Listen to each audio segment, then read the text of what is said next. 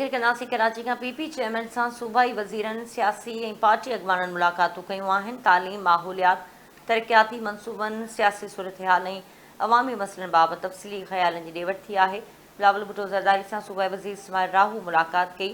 तालीम, इम्तिहानी निज़ाम ऐं तालीमी बोर्ड जे सुधारनि बाबति ॻाल्हियूं थियूं आहिनि। पीपी चेयरमैन जो चवणु आहे त नौजवाननि खे मयारी तालीम फ़राहम करणु हुकूमत जी तरजीह आहे।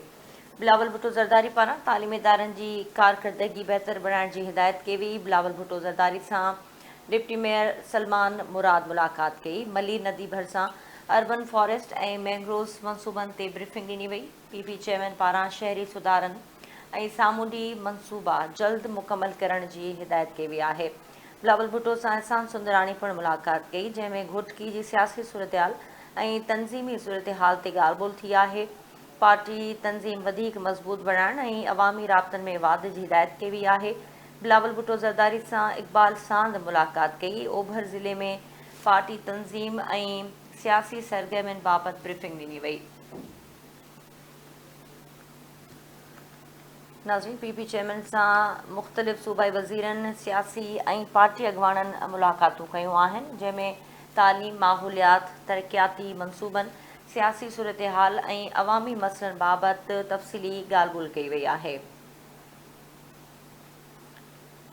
नाज़रीन, बिलावल भुट्टो ज़रदारी सां सूबाई वज़ीर इस्माइल राहू मुलाक़ात कई। तालीम, इम्तिहानी निज़ाम ऐं तालीमी बोर्ड जे सुधारनि बाबति ॻाल्हियूं थियूं आहिनि। पीपी चेयरमैन जो चवणु आहे त नौजवाननि खे मयारी तालीम फ़राहम करणु हुकूमत जी तरजीह हुजणु घुरिजे।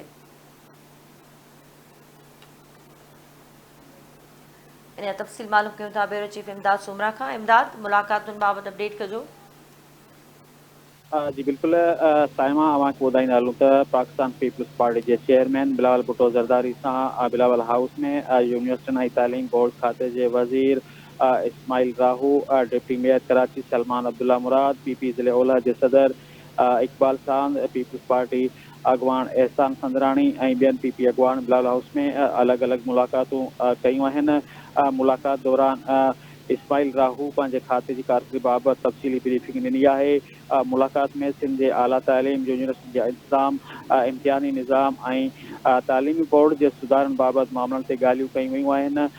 सूबाई वज़ीर इस्माइल राहू पीपी चेयरमैन बिलावल भुट्टो ज़रदारी खे हलंदड़ मनसूबनि बाबति जेको आहे उन्हनि जे सुधारनि ऐं मुस्तक़बिल जी हिकमत अमली बाबति आगाही ॾिनी आहे। उन मौक़े ते पाकिस्तान पीपल्स पार्टी जे चेयरमैन बिलावल भुट्टो ज़रदारी तालीम जे शोबे में बहितरी लाइ क़दमनि खे वधीक मौसर बणाइण जी ज़रूरत ते ज़ोर ॾिनो ऐं चयो त नौजवाननि खे मयारी तालीम जी फिरामी हुकूमत जी अवली तरजीह हुजणु घुरिजे। हिन हिदायत कई त तालीमी इदारनि जी कारकर्दगी बहितर बणाए शागिर्दनि खे बहितर सहूलियतूं फिराहम कयूं वञनि। मुलाक़ात ख़ुशगवार माहौल में थी आहे, जंहिंमें सूबे में तालीम जे वाधारे लाइ गॾियल कोशिश ते पिणु इतफ़ाक़ कयो वियो आहे। जॾहिं त पाकिस्तान पीपल्स पार्टी जे चेयरमैन बिलावल भुट्टो ज़रदारी सां कराची जे डिप्टी मेयर सलमान अब्दुल्ला मुराद बिलावल हाउस में मुलाक़ात कई आहे, जंहिं दौरान हिन मलीर नदी भरिसां अर्बन फॉरेस्ट ऐं साहेली पट्टी ते मैंग्रोव जे मनसूबनि बाबति ब्रीफिंग ॾिनी आहे। मुलाक़ात दौरान सलमान अब्दुल्ला मुराद पीपी चेयरमैन बिलावल भुट्टो ज़रदारी खे शहरी माहौलियात जी बहितरी लाइ जारी क़दमनि खां आगाह कयो आहे। हुन ॿुधायो त मलीर नदी भरिसां अर्बन फॉरेस्ट जो मनसूबो शहर में साई जॻहनि ऐं में इज़ाफ़ो, माहौलियाती तवाज़ुन ऐं हवा जे मयार खे बहितर बढ़ाइण लाइ अहम आहे। उन मौक़े ते साहिली इलाइक़नि में मैंग्रोव जी पोख ऐं वाधारे बाबति जेको आहे तफ़सीली ब्रीफिंग ॾिनी वई आहे, जंहिंसां सामूंडी किनारे जे तहफ़ुज़, आबी हयात जी बहितरी ऐं मौसमी तब्दीली जे असरनि खे घटि करण में मदद मिलंदी। चेयरमैन बिलावल भुट्टो ज़रदारी अहिड़नि मनसूबनि खे साराईंदे चयो त माहौलियाती तहफ़ुज़ ऐं शहरी सुधारनि लाइ अहिड़ा क़दम इंतिहाई ज़रूरी आहिनि। हिन हिदायत कई त मनसूबे खे वधीक मौसर बढ़ाए जल्द मुकमिल कयो वञे त जीअं अवाम खे बहितर माहौल फ़राहम करे सघिजे। मुलाक़ात में शहर जी तरक़ी, माहौल तहफ़ुज़, मुस्तक़बिल जी मनसूबाबंदी बाबति पिणु ख़्यालनि जी ॾे वठि थी आहे।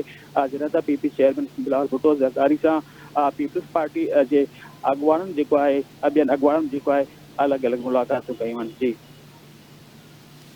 इमदाद, वॾी महिरबानी तफ़सील आहे।